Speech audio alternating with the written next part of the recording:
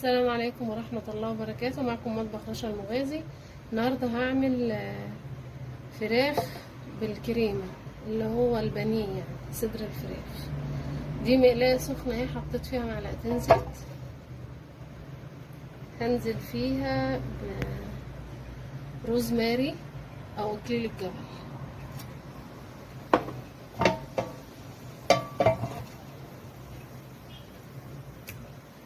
هنزل فيها بقى بالصدور بتاعت البانيه.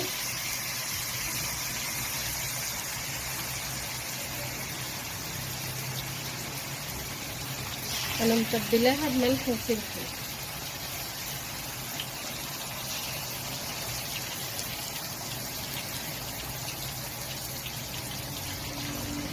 هتاخد لون، اقلبها الناحية التانية وبعدين نتابع مع بعض. دلوقتي اخدت لون اهي من كل ناحية، هشيلها.